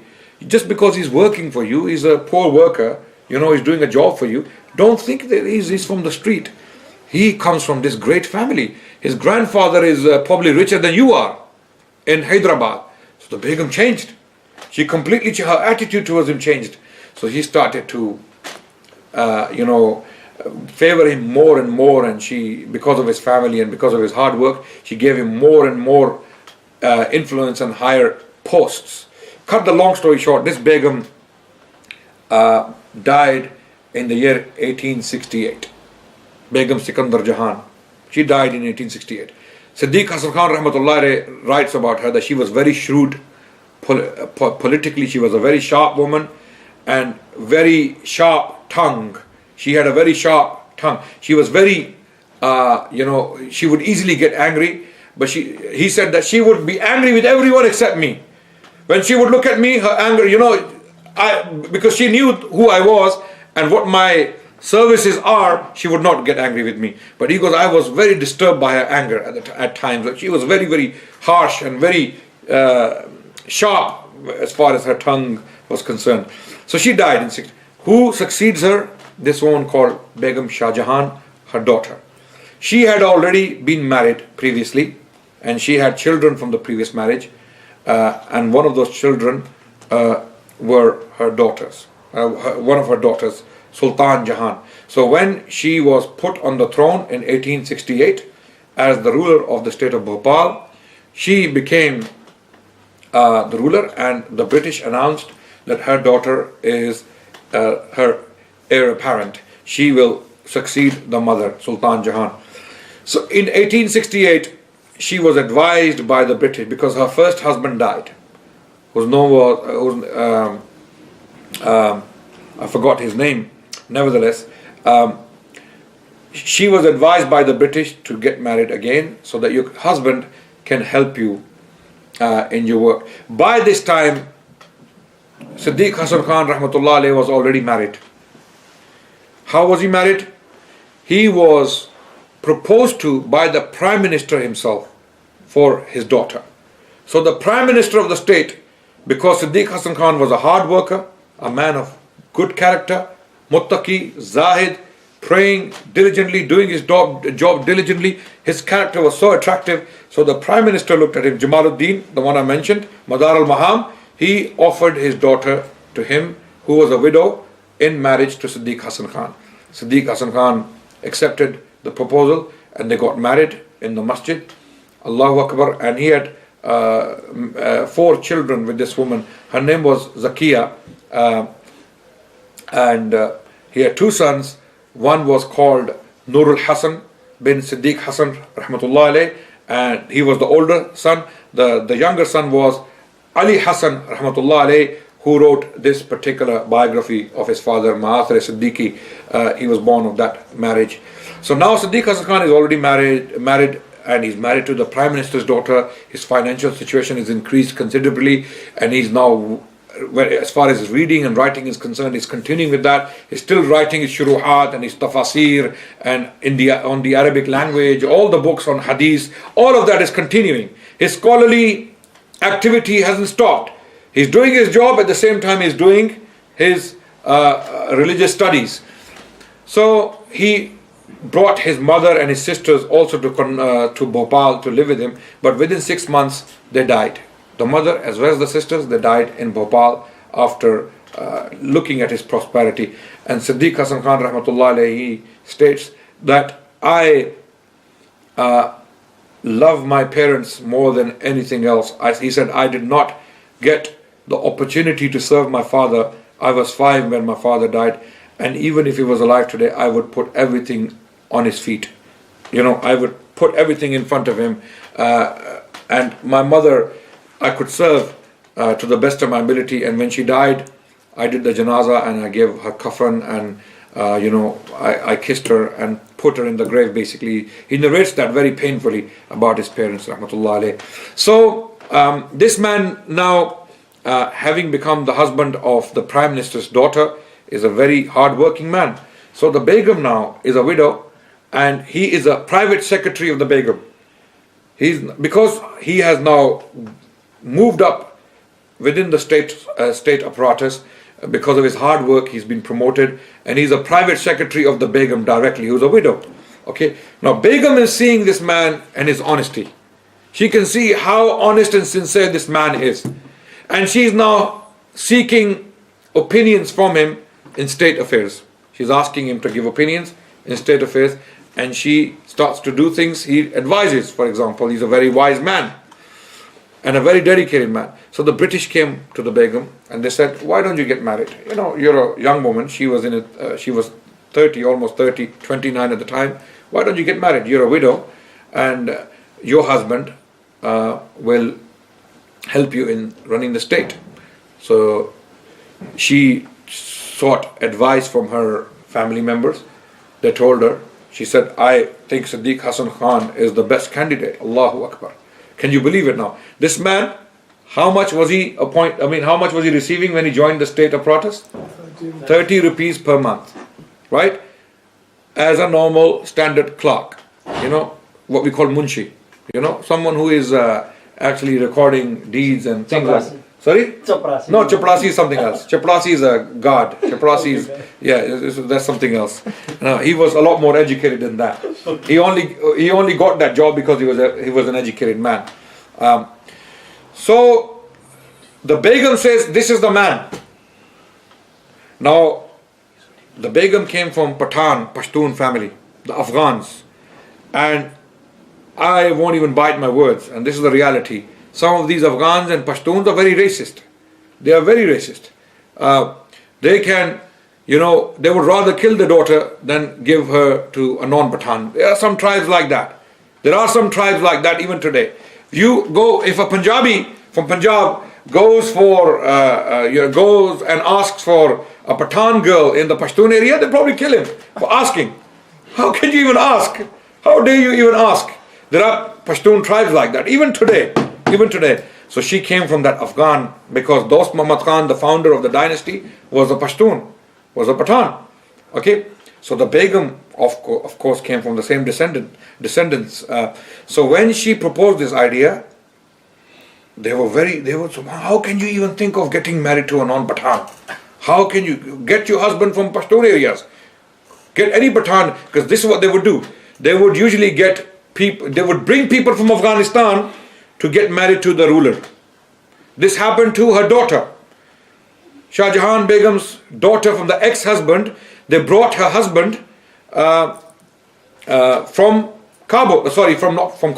Afghanistan. He came from there as a young man. So they kept him in the palace, they nurtured him, he grew up in the palace, and then they got them married. Okay? So they didn't like the idea, but she said, he is a Sayyid. You're Pathan, but he is a Sayyid. He is a direct descendant of the Prophet ﷺ. He's better than you in descendants. So you're telling me about Pathans, but he's Sayyid. So I want to get married to him. So she got married to him. There was a darbar held in 1871, public ceremony. Begum Shah Jahan got married to Siddiq Hasan Khan, and now he was given the title Nawab. Siddiq Hasan Khan, Amirul Mulk Wala Jah. This was the title given to him as the husband of the queen. Okay, so effectively he became a king. He was not the direct runner of the state. He was not the direct king. It was the queen. You know, like we have Duke of Edinburgh here, who is the husband of Queen Elizabeth. He's not the king, is he? Although he's the husband of the queen, he's not called the king. He is the consort, you know, he is the husband of the queen. Likewise, that same position was given to Siddiq Hasan Khan rahmatullah alayh. Now, Allahu Akbar, you know, because he was a scholar at heart, and before he got married to the Begum in 1871, he went for Hajj in 1868. 3 years before he got married to the Begum, he went for Hajj in 1868, and he went through Yemen. I know. In 1868, when he went for Hajj, he met scholars in Yemen on the way in Hudaydah. So he met scholars like Sheikh Hussein bin Mohsen al-Ansari al-Yamani, took hadith knowledge from them. He himself, personally, in his own hand, copied many books while he stayed in Yemen for a few days. Over a week, he stayed in Yemen, and he was copying books non-stop in his own hand. This is how much he loved knowledge. And then he went to Makkah, he did his Hajj rites, and he went to Medina. He had to wait 20 days, as I mentioned earlier, because the path was very dangerous. So he stayed in Medina for some days, and he came back to Makkah, and 8 months later, in 1869, he returned to Bhopal to resume his services in the state. 1871 he gets married to the Begum. The Begum proposed to him, and now he becomes Nawab Siddiq Hasan Khan. So the Begum demands from the British that he is given the same titles that were given to her previous husband. So Amir al-Mulk Wala Jah, Nawab Siddiq Hasan Khan, was the title given to him. Then she also demanded from the British that he should be given the honor of 17 guns salute. You know what that means? So every time he leaves Bhopal, 17 guns are fired. Okay, what we call cannons. They are fired. This was how can I say? Respected. A thing to honor rulers. Okay, and as every time he came back to Bhopal again, a 17 gun salute was given to him by the state. So he became a very powerful figure. Okay, and because of this power, a lot of jealousy came in. So those same factions, those who were against this marriage in the first place, the Pashtun factions, they went against him. And they started to now blame him for basically overpowering the Begum and running the state through proxy. Running the state himself through proxy. So he's using the Begum for his ambitions. When we study his history, we come to realize that he was not a man of greed. He didn't want any power. In fact, he writes in his autobiography that I insisted that Begum should not ask the British for these titles for me. I don't want these titles. I do not want these titles, Amir al-Mulk, Wala Jah or Nawab. I don't want these titles. The Begum insisted herself to honor her husband that he should have these titles so that he can have more influence. In fact, he also narrates in his autobiography that Begum went as far as to tell him that I will now request from the British to make you the permanent ruler. You become the king and I become your queen. Instead of you being an honorary ruler, you become the real ruler, practical ruler. He said no. He begged the Begum not to do that. He said, I don't want that. I don't want that for myself. I have other ambitions in life. I don't want to take away power from your family and from your children. Now the daughter of the Begum, Sultan Jahan, because she had a daughter from the previous husband who was announced as heir apparent after her mother. So after Shah Jahan would be Sultan Jahan. She became very agitated about this situation because Begum Shah Jahan had announced her intention openly that I am trying to have a son with Siddiq Hasan Khan. Okay, I will have a son with him and that son will become the ruler of the state. So Sultan Jahan, she started to conspire. In fact, Siddiq Hasan Khan rahmatullah alayh, he even narrates in one of his writings that my wife was given certain medicines and after that she couldn't have children with me. And they tried all kind of things. So the jealousy reached such a high level that these people, because now there were two factions within the state of Bhopal. One was the Pashtun faction, which was supporting Begum Sultan Jahan, the daughter of the Begum, who was the heir apparent, because she was the daughter of a Pashtun. Because the ex-husband of the Begum Shah Jahan was a Pathan, a Pashtun. The other faction was Begum Shah Jahan, her husband Siddiq Hasan Khan, and their supporters. Okay. Now Siddiq Hasan Khan rahmatullah alayhi, after he became Nawab, he was given a Jagir, again an estate which had the income of 24,000 rupees. And after that, immediately the Begum took the Jagir, the estate of her previous husband, and even gave that to her new husband, and now his income, yearly income, came up to 75,000 rupees. So how did now Nawab Siddiq Hasan Khan use his newly acquired wealth? He states in his autobiography, I never asked the Begum for a penny and never begged her for anything, and every single penny I spent on my religious or my literary activities, they were spent from my own pocket. So if the Begum gave me something, I took it. Okay, I accepted it, but I never asked her for anything. So at one point, Siddiq Hasan Khan rahmatullah alayhi, Fathul Bari was unknown in India. It was an unknown text in India, completely unknown, right? So what he did was, he got a makhtuta, a handwritten copy of Fath al-Bari from Yemen. He acquired it for a lot of money. He paid thousands of rupees for that particular copy of Fath al-Bari, and parts of it were written by Ibn al-Hajar al-Asqalani himself in his own hand. This is what Siddiq Hasan Khan rahmatullah alayh states in his autobiography. So what he did was, he sent that copy to Egypt, and he spent 50,000 rupees. That was a lot of money. It would amount to over £1 million today. 50,000 rupees, he sent that money for this work to be published. And then these copies came to India for the first time in the history of India. Only the scholars only heard the name. They knew that there is a commentary written by a man called Ibn al-Hajar al-Asqalani on Sahih al-Bukhari. They had no idea what it looks like.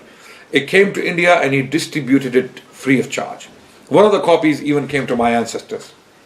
We have a copy of that particular book, that published book by Nawab Siddiq Hasan Khan in our ancestral library, Fath al-Bari. So this was the first time when this book was published. Then he also published Tafsir of Ibn Kathir, distributed it free of charge to the ulama and students. He also published Nail al-Atar, the works of Imam Shawkani. So who were the people who influenced Nawab Siddiq Hasan Khan's religious thought? He himself narrates in his autobiography that I have been directly influenced by Ahmed and Muhammad. You know, Ahmed and Muhammad. Allahu Akbar. People think Ahmed and Muhammad. Many Ahmads and many Muhammads. So who are many Ahmad? Who are many Ahmads? Ahmad, Ibn Taymiyyah, Ahmad, Shah Waliullah. Yes? Ibn Taymiyyah's Ahmad, Shah Waliullah is Ahmad. Okay. Then who's Muhammad? Shawkani. Right? Imam Shawkani. Then Muhammad Ismail al-Dehlawi rahmatullah alayh. Okay, so he gave many names of the ulama who influenced him directly. So Siddiq Hasan Khan rahmatullah alayhi was a product of the works of Shaykh al-Islam Ibn Taymiyyah, Ibn al-Qayyim al-Jawziyah, Ibn Rajab al-Hanbali, Imam al-Shawkani rahmatullah alayhi, Shah Waliullah, Imam Ghazali, Imam Sayyuti. So these are the people who made him what he was. His position was very nuanced. It was very balanced. He was a strong proponent of Amal bil Hadith. He was the strongest proponent in the 19th century for Amal bil Hadith. What is Amal bil Hadith? Giving precedence to Hadith over the schools of thought, 4 schools of thought. For example, Hanafis, Malikis, Shafi'is and Hanbalis. So he gave, he proposed the view in India that we should all give precedence to Hadith over schools of thought, because sometimes the Hadith contradicts the fatwa of the Imam. In that case, we should leave the Imam aside and follow the ultimate Imam Rasulullah sallallahu alaihi wasallam. And because of this, he had a lot of enmity towards the Ahnaf in the subcontinent. And to this day, some Hanafi scholars, unfortunately, some of whom haven't even read his works. They haven't even read his works because of his stances. They attack him unjustly without having studied him. So he was a man who was called غير مقلد, who does not follow a school of thought. And he said, I do not follow a school of thought rigidly, rather I follow the dalil. So we have to do amal bil hadith. This is what a Muslim has to do. He wrote against the bid'at and shirkiyat in India, for example, people going to saints and their graves. He wrote against that, and he used Shah Waliullah's books and works for that. He used Imam Shawkani's works. Imam Shawkani had the strongest influence on him, more than anyone else. He was a huge fan of Muhammad bin Ali al-Shawkani. He was a huge fan of Imam al-Shawkani. And this is why he published Imam al-Shawkani's books and distributed them free of charge. Nail al-Atar was his favorite. Nail al-Atar, and he even copied Imam Shawkani's books into his own language. He wrote works in Persian and Urdu, taking knowledge from Imam Shawkani. And he had provided patronage to scholars from Yemen to come and live in Bhopal and teach students in India. This was one of the biggest revolutions of hadith studies in India. Allahu Akbar. So who did he bring from Bhopal? Sheikh Zainul Abidin, who was the Mufti of Bhopal, okay, Yemeni. Sheikh Hussain bin Muhsin al-Ansari al-Yamani, who was a direct student of Ali bin Ahmad bin Muhammad bin Ali al-Shawkani, who was a son of Imam Shawkani. So Sheikh Hussain was a direct student of the son of Imam Shawkani. Imam Shawkani died when Siddiq Hasan Khan rahmatullah alayh was not born. What is the year Imam Shawkani died? I think it was the year 1836, if I'm not mistaken. It was 1836. If you can check, if you can confirm that, when Siddiq Hasan Khan rahmatullah alayh was only 4 years old, so he couldn't meet Imam Shawkani. But when he went to Hodeidah, he was 5 years old, I think. He was 5 years old. When Shawkani passed away. Yeah. So 1836. It should be 1836. This is what I read. 1836 is Imam Shawkani, Muhammad bin Ali Shawkani, a great scholar who passed away. So he influenced Siddiq Hasan Khan a lot. So Siddiq Hasan Khan, he brought these scholars to Bhopal from Yemen to teach in India the hadith studies. And the greatest of all of them was Sheikh Hussain bin Muhsin al-Ansari al-Yamani. This was a man who was even in correspondence with my ancestors. We have a letter written by him in his hand. He sent this letter to my great-grandfather's grandfather, whose name was Sheikh Minhajuddin bin Sirajuddin bin Hafiz Mustaqim rahmatullah alayhim. He wrote a letter to him explaining that the Nawab has died. This was in the year 1308. To be exact, 1890. This letter was written by Sheikh Hussain to my great-grandfather's grandfather. He told him that the Nawab has died, and Nawab used to provide us with patronage. Yani he was funding our activities. 60 rupees were coming monthly from Nawab's own treasury, and 40 rupees were given by the state of Bhopal to us. But now that has stopped, and we are in financial jeopardy. So we need some support. Basically, this is what the Sheikh wrote to my great-grandfather's grandfather, rahmatullah alayh. This man, and I'm going to finish now because the lecture has gone on for very long. I'm summarizing now. This man, Sheikh Hussain bin Muhsin al-Ansari al-Yamani, was the teacher of two great scholars who wrote two great commentaries on two great collections of hadith. One is Tuhfatul Ahwazi, is titled Tuhfatul Ahwazi, written by a man called Sheikh Abdurrahman al-Mubarak Furi. He wrote this commentary on Sunan al-Tirmizi, which was written in India. He was a direct student. Sheikh Abdurrahman Mubarak Furi was a direct student of Sheikh Hussain bin Muhsin al-Ansari al-Yamani. The hard work of Siddiq Hasan Khan rahmatullah alayhi in manifestation. Allahu Akbar. Another commentary written in India was the commentary written on Sunan of Abu Dawud, and it is called Aun al-Ma'bud, which was written by Sheikh Shams al-Haq al-Azim Abadi, also a direct student of Sheikh Hussain bin Muhsin al-Ansari al-Yamani, who was brought by Siddiq Hasan Khan to Bhopal to teach the students of hadith. He was so dedicated to the science of hadith. Nawab Siddiq Hasan Khan himself has written no less than 62 works on hadith alone. 62 works on hadith alone. And in totality, he is thought to have written close to 250 works.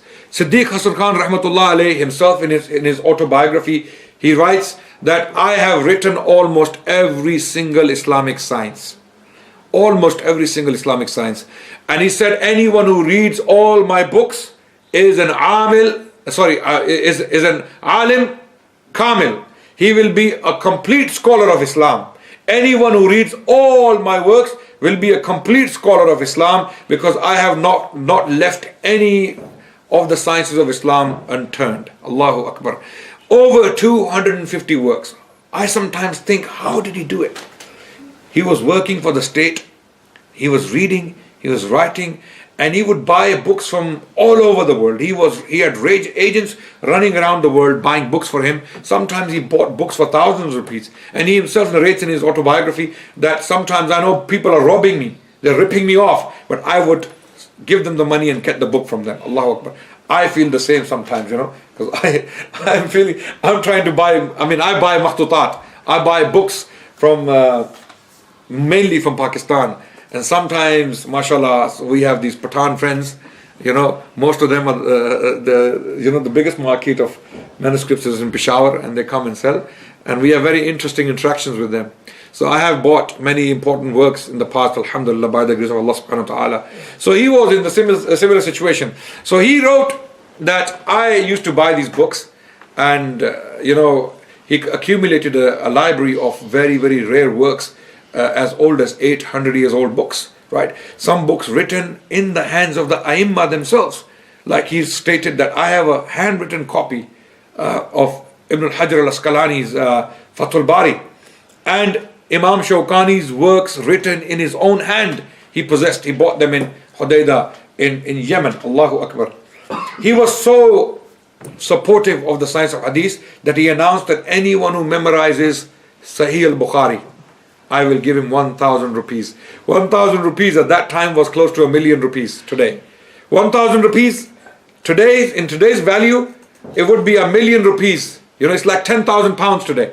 10,000 pounds. He announced that I will give 1,000 rupees to the student who memorizes Sahih al-Bukhari. And those who memorized parts of it, he had a wadhifa for them, 30 rupees a month. So anyone who starts memorizing, not memorized completely, anyone who starts memorizing Sahih al-Bukhari, there was a wadhifa. What do we call wadhifa in English? Sorry? No. Monthly income. Monthly income. Monthly, how can we say? Stipend. Stipend is the word. So there will be a monthly stipend of 30 rupees for the student who is memorizing Sahih al-Bukhari. He has to do nothing. No work. Sit and memorize Sahih al-Bukhari. Allahu Akbar. 30 rupees a month. And then there were two students who were able to memorize the entirety of Bukhari, and they took 1,000 rupees reward each from him. Allahu Akbar. So this Nawab Siddiq Hasan Khan rahmatullah alayh, Allahu Akbar. The lecture has gone on for very long. My intention was to do it in 40 minutes, and I still haven't done justice to his legacy. Wallahi, ikhwan, my brothers and sisters, I have not done justice to this man's legacy. There's a lot more to talk about him. If I started talking about his works, the works he has produced on tafsir, on the Arabic language, on the Persian language, or on the science of hadith, on the science of usul al-fiqh, on 4 schools or history, for example, I would be here for 10 days talking about those books. Okay, some of his books run into easily 1,000 pages. Okay, some are pamphlets as small as 2-3 pages. Okay, this book I have with me right now is one of his books which was published in Constantinople, in Istanbul, when he was alive in 1870s. The date is 1296 Hijri when this book was published in Constantinople. It stays there in Istanbul. Okay, during the Ottoman period. It's called Nashwatus Sukran. Nashwatus Sakran. Okay, the book is called Nashwatus Sakran, and it's in Arabic, and it was published in Constantinople. So his books, while he was alive, were being published in Iraq, in Egypt, in Constantinople, and in India. He was a well-established authority on Islamic sciences within his life. So we need to explore more about his life. We need to study him more and more so that we can understand him more. What happened to him politically? Very quickly, I want to talk about that. In 1881, he was accused of promoting sedition or rebellion against the British government in India. This conspiracy was initiated by his opponents at the court. Remember, I told you when he married the Begum, he became excessively very powerful. He used his influence for the spread of Islam, okay, for publishing books, buying books, accumulating libraries, and then starting madaris. He established many madaris in Bhopal, okay, with different names. He established a printing press called a Siddiqiyya and Shahjahan, Maktaba Shahjahan and Maktaba Siddiqiyya, where he was publishing his own works and the works of Imam Shawkani and other Aimma of Islam. So there was a lot of jealousy against him. So the other faction, the Pashtun faction, which was backing the daughter of Begum Shah Jahan, they started to conspire against him. So they started to accuse him of things. First, they accused him of, overpowering the Begum. Some of them went as far as A'udhu billah thumma a'udhu billah, accusing him of having an affair with the Begum. That's why they got married. This is the slander, subhanallah. And when you read the works of this man and the works of the Begum, because Begum became a scholar. The Begum herself, Begum Shah Jahan, with his company, because she lived with him, she herself became a scholar. There are books written by him. Begum Shah Jahan has written books. One of them is on the affairs of women, how women should live as, you know what, we have a book nowadays, we have a book called Ideal Muslimah. Yeah. Okay? Her book was called Tuhfatun Nisa. It was called Tuhfatun Nisa, a gift for women. She wrote all the Islamic rulings pertaining to the matters of women in this book, Allahu Akbar. She became a scholar herself. So how can you accuse people like that of doing something like Allahu Akbar? So these people had no morality. And the Begum became very, very, very angry with her daughter, Sultan Jahan, who was being used by these racist Pashtun factions on the other side, okay, and by the British to depose the Nawab. So the Nawab, after publishing thousands of books, Islamic literature, spreading it all over India and beyond, he's sending his books to Iraq, Egypt, Constantinople. So the British became worried, and this was a very disturbing period in India. This was post-Indian mutiny period, okay, 1857. Remember what happened? There was an India-wide rebellion against the British government. Muslims were blamed. Muslims are blamed, and Muslims are the ones who caused this rebellion. To such an extent that in 1871, the same year when Nawab married the Begum, okay, a book was published by a man called William Wilson Hunter. William Wilson Hunter published this book called The Indian Muslimans. Okay, the Indian Muslimans, and the title of the book is that Are They Bound by Their Religion to Rebel Against the Queen? This is the title of the book. I have the actual first edition in my library. Indian Muslimans. And on the page 11, he states that the Muslims by default are the enemies of the British state. Allahu Akbar. Yani this, he intended to write this against the Muslims of Bengal in particular. But then he wiped everyone clean in the book. He said, okay, all the Muslims are a threat for the British Empire. So what do you do with them? Okay, so this was the environment when Siddiq Hasan Khan's books were being published. Now when you write books on Islam, on every single science of Islam, you have to inevitably cover the topic of jihad. You have to cover the topic of jihad, right? So Nawab Siddiq Hasan Khan published books with chapters on jihad, and as a scholar of Islam, he's publishing academic works on a topic of Islam, right? So the opponents who really wanted to get rid of Nawab Siddiq Hasan Khan, because they felt threatened that if the Begum has a son with him, khalas, game over for them, right? He will become the king, right? So they want to remove him quickly. So in 1881, they brought an accusation against him of sedition, that he's trying to promote rebellion in India. He's publishing all these books free of charge, and now look at this, these books contain chapters on jihad. And jihad means against Britain. But Nawab Siddiq Hasan Khan rahmatullah alayhi had already clarified his position on India in a number of different works. Even 1857 rebellion, he did not regard it as jihad. He states that jihad has certain conditions. It has a set definition.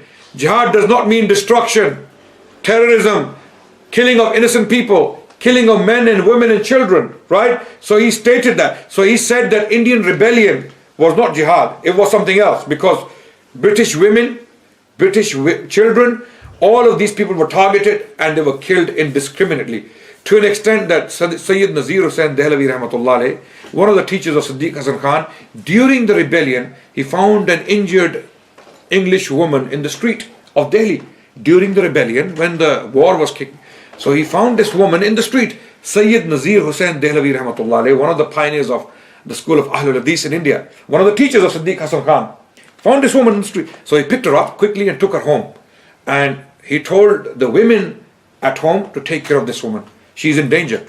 Allahu Alam, if she was raped or she was injured, she was in a very bad state when he found her. He took her home. So those women the women of Sayyid Nazir Husain's family, they took care of the woman.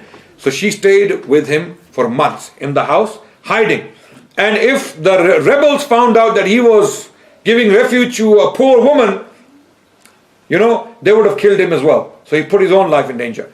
So after the rebellion was over, he took the woman back to the British and said to them, take your woman back.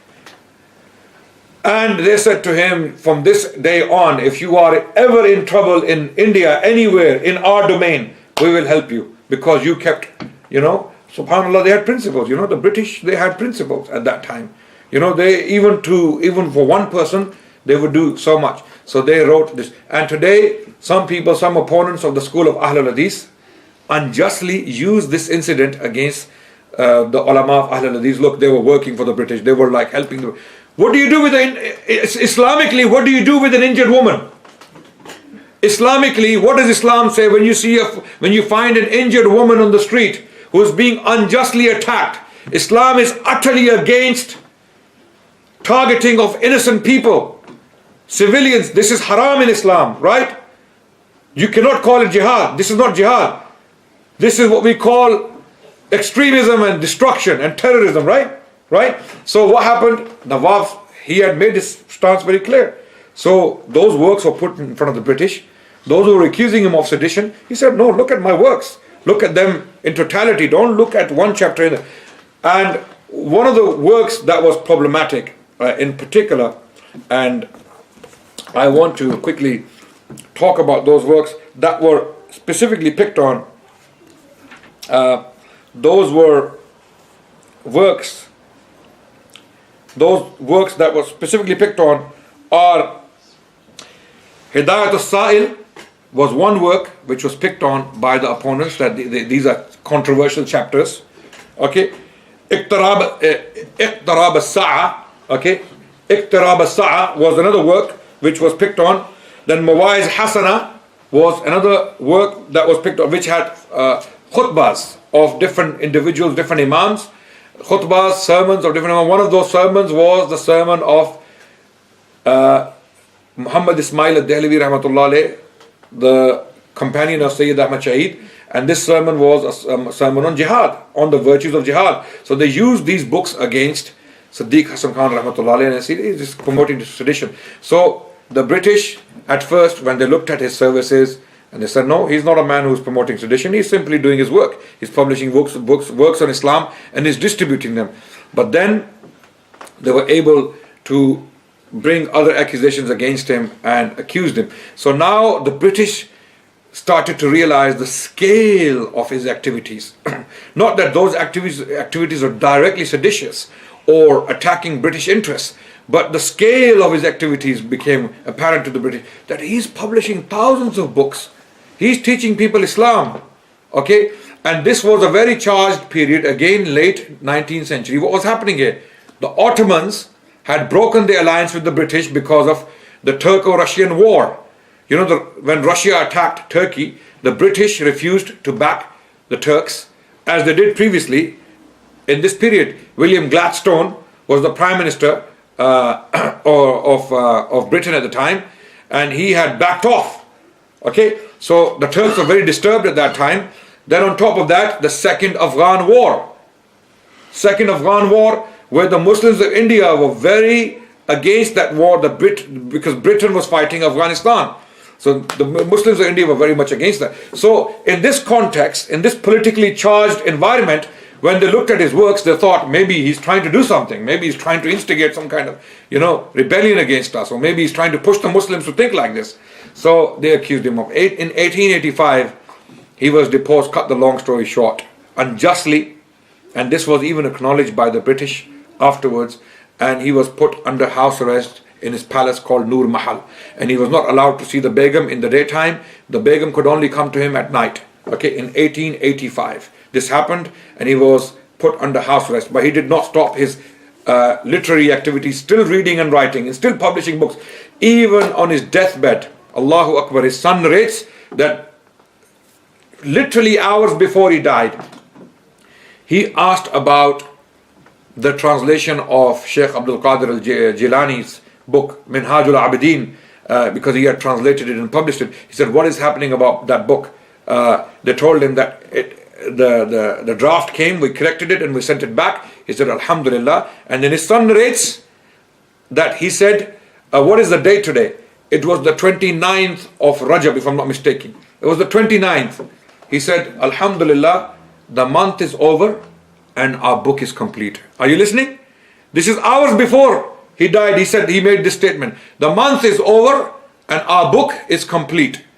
And at 1 o'clock in the morning, he died, rahmatullah alayhi, in 1890. The year was 1890 when he died in his palace, Noor Mahal. And after his death, the Begum of Bhopal, Begum Shah Jahan, she fought for his rights, because in 1885, all his titles and privileges were taken away from him. His title of Nawab, Amirul Mulk Wala Jah, was taken away from him, and the privilege of 17-gun salute was also taken from him, and he was not allowed to do anything. He was under house arrest. And Lepel Griffin was the political agent in Bhopal at the time. He was the devil at the time, playing the role of the devil, who was actually filling the ears of the Viceroy of India as well, who was the ultimate ruler of India, because all of these princely states were under the dominance, or the how can I put it, under the instructions of the Viceroy. Viceroy was appointed from Britain, okay, and he would effectively rule India. And all of these princely states, before taking any political decision, they would have to consult him, send him a letter that I'm about to go to the toilet, can I go? This is how bad it was. You know, can I do this? Can I do that? Can I buy this land? Can I give this Jagir or this estate to someone I like? Yes. The Viceroy would say, yes, you can, and then it would be done. So Lepel Griffin would send reports to the Viceroy that this man is seditious, we need to kill him, we need to hang him, or once we hang him, or we exile him to Andaman Islands. It was called Blackwater. Blackwater, Kala Pani, was the punishment they would give at people, rebels at that time. They would be sent to this island, Andaman Islands. You know where they are? In the middle of the Indian Ocean, thousands of miles away. There are people who were sent there as a punishment. So the Viceroy said, no, that would be going too far. The Begum is married to him. It would be disrespectful to Begum. What we do is we put him under house arrest, and that's what happened. And all his privileges were taken away, and he did not bemoan any of this loss. From penniless, he became the king, and then he was put under house arrest. He said, Wallahi, I have no regard for this. In fact, I will quote his words narrated in this biography, and I recommend this biography to everyone who wants to read about Siddiq Hasan Khan in the English language. It is called Life and Works of Nawab Siddiq Hasan Khan of Bhopal, written by Saidullah Khan, and it is the only work in English language I am aware of which does justice to his legacy somewhat. It has flaws, of course, but it is one of the best ones out there. As for the other one, I will quickly address it, whether this should be read or not. Anyway, in the Nawab's own words, he states about the loss of these privileges, I was considering the title of the Nawab as a curse of God, and of Amir al-Mulk Walaja as an instrument of destruction on the Day of Judgment. I told the Begum again and again that I was never happy with the titles I got, but she compelled me to accept them. She once went so far as to propose to make me a permanent ruler with the permission of the British government, but I prevailed upon her and stopped her from doing so. I have got nothing to complain of because I got these titles through the Begum, and I thank God I lost them because of being loyal to her. Siddiq Hasan Khan, rahmatullah alayh, in Ibqa al-Minan wal-Mihan. Okay, so he was a man of principle.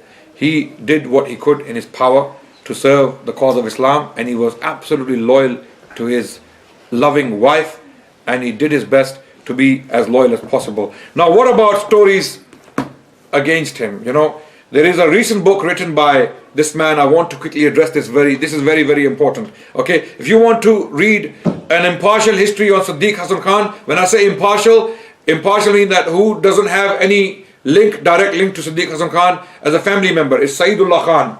Okay, he was a scholar in the 70s. He wrote this book on him because this book is written by opponents, and this book is written by Siddiq Hasan Khan's own son.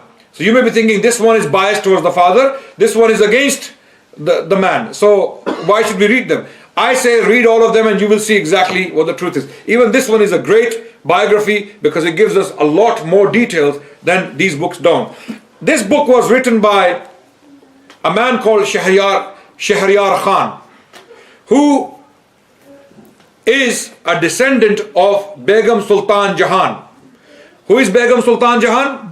The daughter of Begum Shah Jahan Khan, who was against the mother and her husband. She was single-handedly responsible for bringing the Nawab Siddiq Hasan Khan down. And the mother never spoke to her daughter again. She died very, very angry with her. Sultan Jahan even attempted a number of times to go back to her mother to get her to forgive her, but she never forgave her daughter for what she did together with those Pashtun clans and the British government. So Begum Shah Jahan never forgave her daughter. In fact, even after the death of the Nawab, the Begum went to the British and she requested that all the honors and the titles of my husband should be restored. So the British government allowed that, okay, we will call him Nawab. He will be called Nawab Amir al-Mulk Walaja even after his death. So the Begum was fighting even after her death for the rights of her husband, and she gave a lot of privileges to the sons of the Nawab from the other wife, the daughter of the Prime Minister, and they continued for some time later on. So this book was written by a man called Shahryar Khan, who is a direct descendant of Begum Sultan Jahan, who was an opponent of the Nawab. It was this lady who managed to bring down the Nawab Siddiq Hasan Khan and his activities, and her mother Begum Shah Jahan never forgave her. So biography is very biased against the Nawab for the reasons already stated. So this man is alive. He is a direct descendant of Begum Sultan Jahan. His mother Shahryar Khan's mother is the daughter of the last Nawab called Hamidullah Khan, who was a son of Begum Sultan Jahan. So he is a great grandson of Sultan Jahan, Begum Sultan Jahan. And in this book, unfortunately, he has repeated many of these false accusations against the Nawab, and he has gone too far in these distortions. And in some cases, he hasn't provided any reference, any evidence for an accusation. So he accused the Nawab of being a greedy man who tried to hold on to power, who tried to use Begum for the rise of his family as the rulers of Bhopal and all of that. But when you look at things objectively, these accusations are not true. So he obviously took information from his own mother.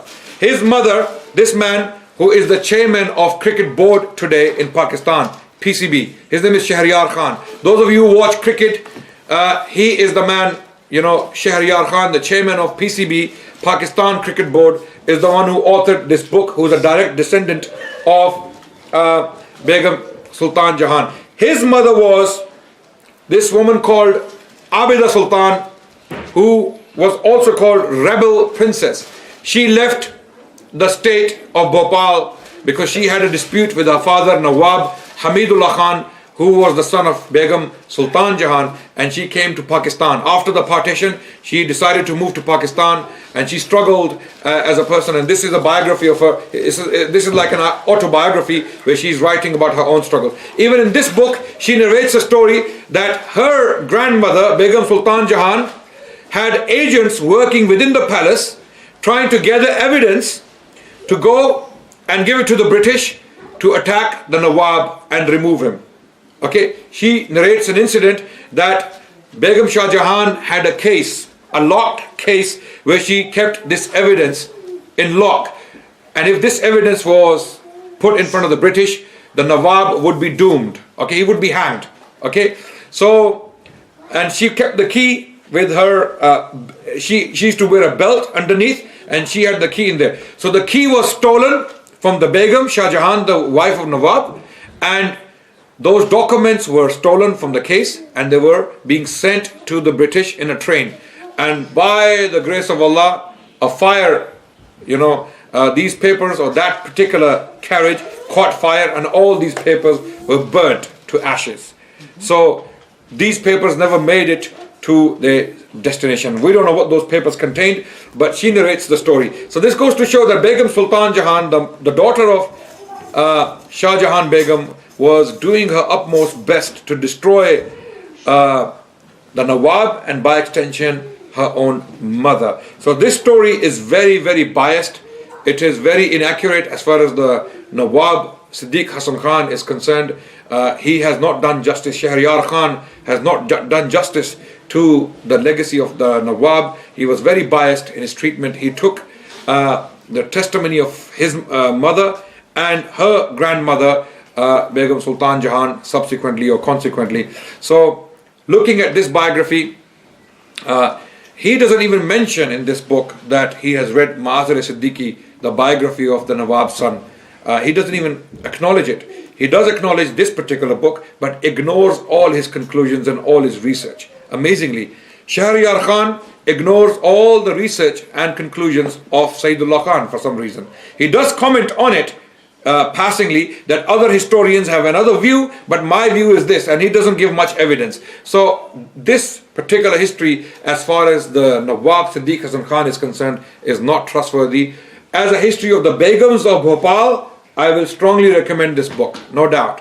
But when it comes to the section on the Nawab, it is to be thrown on the wall. Unfortunately, Shahryar Khan, may Allah guide him, has not done justice. And he openly admits to the fact that the Nawab was a religious man and he was trying to make everyone religious, and the Begum Sultan Jahan was not religious and she didn't like him for that reason. He openly admits to this fact. So there is a lot more I could say in this lecture. I will end the lecture now, and hopefully you have learned a lot about this important man in our history. We will be doing more lectures in the future of similar personalities who have done great deeds for the sake of Islam and who have gone through great difficulties in due course. Finally, the Begum Shah Jahan, rahmatullahi alayha, was a great wife to the Nawab. She was loyal to him until her death. Even after he died, she put poetry in Persian language on his tomb, which breaks your heart when you read it. She was in deeply love with her husband, and she was willing to even die for him and even to give up her state for him. Rahmatullahi alayha, and may Allah subhanahu wa ta'ala bless her for the services she has done for Islam. The mosque she made in Woking, the Shah Jahan Mosque, may Allah reward her for that, and may Allah reward the Nawab for all the good deeds. And finally, last point, Nawab Siddiq Hasan Khan rahmatullah alayh gave advice to his descendants in his autobiography called Ibqa al-Minan. He stated that even if you are a direct descendant of the Prophet sallallahu alaihi wasallam, that virtue alone will not take you to Jannah. So if you become Shia, or if you become one of the Ahlul Bid'ah, or if you are not practicing Islam, and this is a message for the descendants of Nawab Siddiq Hasan Khan rahmatullah alayh, those who may be listening to this lecture as well, because I have many friends who are direct descendants of the Nawab, and this lecture I would like to dedicate to my dear friend brother Khalid Hassan, who is a direct descendant of the Nawab, who died a couple of years back or 3 years back. Rahmatullah alayh, he was a good friend of mine, and he provided me with these books. For example, this Mazar-e-Siddiqui comes from his library. It was given to me by his brother Farooq Hassan, who is alive and well, alhamdulillah. He lives in Harrow in London. He gave me this particular book, the biography of Nawab Siddiq Hasan Khan, written by Sayyidullah Khan. So I thank them for providing me with this material, and may Allah guide you and may Allah preserve you. May Allah give you the tawfiq to live by the principles of Nawab Siddiq Hasan Khan. And brother Ali Shah, who is also a descendant of Nawab Siddiq Hasan Khan, who lives in Saudi Arabia, he has also encouraged me to do this lecture. Thank you so much. So the advice of the Nawab for his descendants is that if you want to succeed in the hereafter, you must live by the tenets of Islam. You must take Islam seriously like he did, and Allah blessed him with so much. So if you want to be great, once again, like your ancestor Nawab Siddiq Hasan Khan, then uphold the values he upheld. And I ask you all to read his autobiography called Ibqa al-Minan, which is available in the Urdu language. I advise to read that particular autobiography written by the Nawab Sahib himself for his descendants. So this is a message for the descendants of Nawab Siddiq Hasan Khan. Thank you so much for listening. Wassalamu alaikum wa rahmatullahi wa barakatuhu.